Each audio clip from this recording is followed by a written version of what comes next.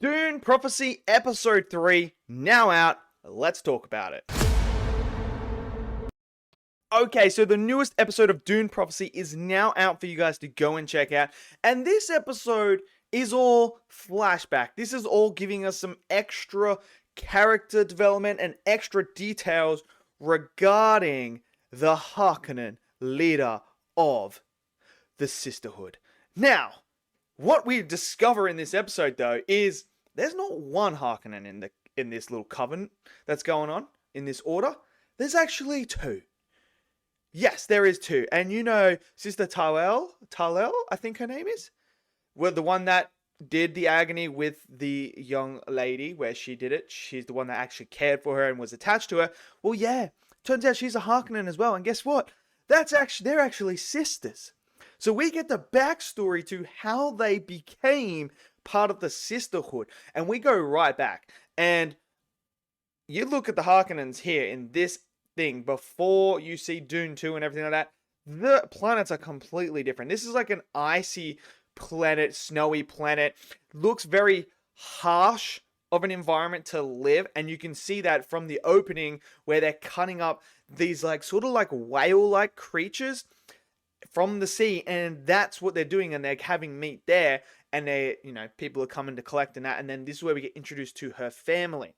And this is where we start to understand the dynamic and to the reasons why she is the way she is, the mother of the Sisterhood. Why this particular Harkonnen lady is greedy, is after all that, is after all this power. And you see it very early on in this episode where something happens with the Atreides where she feels hard done by because they've now been demoted. Her family has been stripped of the titles and everything like that. And the Atreides are basically running away, making up lies and everything like that to push down the Harkonnens. So you can already see the conflict here building between the two houses that is eventually going to be, you know, in Dune Part 2 and so on and so on. You know, that's the big thing that they're going head to head, and that's the whole thing of Dune. But we see that very early on. And then we meet her brother, who she's very, very fond of, Griffith. And she's super fond. They are like tight and everything. And he says, I will go after him. I will bring him back. We will get these lies extinguished and everything. We'll reclaim it all. What happens is he actually ends up dying. The Atreides end up killing him. So now she is full of revenge. She wants that. And what we learn is we get this innocent woman, this innocent young adult who is with this man.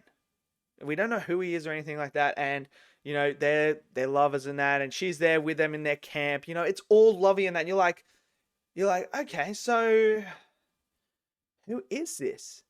Like, who is this? And then it's a bit hard to follow sometimes with the flashbacks and that. And it took me a while to be like, oh, okay, now I know this is actually her. Because they don't actually, you know, mention her name as much throughout the episode. So you got to be very quick to click onto it that she's actually the sister and she's a Harkonnen. So she's going on, you know, doing all this stuff, and she's like teaching one of them like, this is how we do it. And then a horse gets in, she shows him how to done, and she spends a night with this one, and then you get little chants around the fire, and it sounds like they're saying Atreides, Atreides, Atreides, Atreides, Atreides. And at first I was like, did they just say Atreides? Like, did they just say that? And I was thinking in my head like, no, man, I must have misheard that. Like, surely not. But then, when he proposes to her that night and everything like that and says, oh, yeah, you know, everything like that, they're going to love. And then, you know, he wakes up after the night and goes, oh, my family going to be so happy that you're now going to be part of the Atreides clan. And I'm like, it is your Atreides.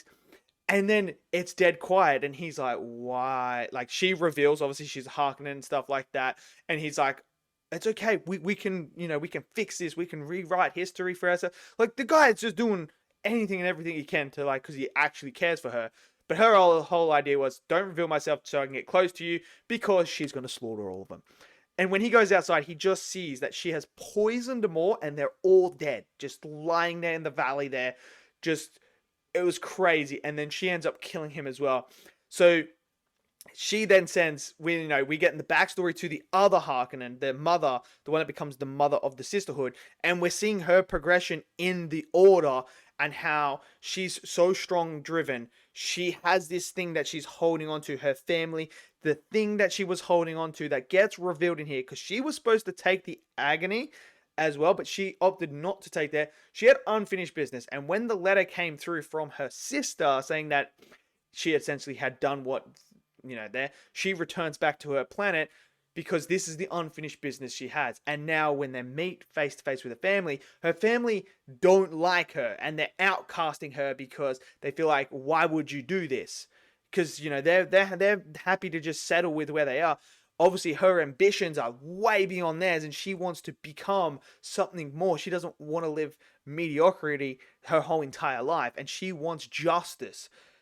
And this is where we get the moment where she threatens that she's going to kill her mother with the voice, which was an insane scene. Like, you could just feel the tension. And then she steps outside because her family want to outcast her, and she then takes the agony. And this is where she finally accepts, like, I'm going to leave it. And this is where we see both of them, her and her sister, are going to go join the Order, which confirms who it is. We also get the reveal that the young lady was supposed to be taken off like this life support system that they have, and that was the whole thing. But that's not the case. We go in and we follow her. She goes through all these secret tunnels, and there she is, and she's going to inject spice into it to try and bring her back. So spice isn't just used for travel. Spice is used for everything. So you can see why spice is so valuable in this universe. Why everything is revolving around spice. It has so many different types of uses that can, fix your mind. It can give you clarity. It can run, your space things and everything.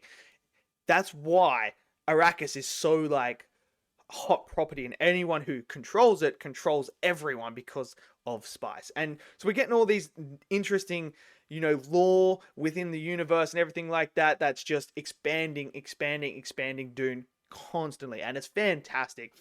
And then we get the reveal as well, who she goes and sees, who the mother of the sisterhood goes and sees at the end there. Things are heating up now, because they know Desmond is the prophecy guy that they have, one that died and then was reborn again. That's Desmond. So now things are starting to all come together. This is very interesting. We're getting more backstory. Another great episode. Locations were fantastic. Cinematography fantastic. Score fantastic. Acting fantastic. Dialogue fantastic. This is actually a really, really good show. I'm really enjoying it. Enjoying the conversations and everything about it. And yeah, I'm having a ball with it. So let me know what you guys thought of episode 3 of Dune Prophecy. Did you guys enjoy it? Did you not? Smash it down in the comment section below. Smash that like button. Click subscribe. And I'll see you guys next video. Until then, stay safe and peace out.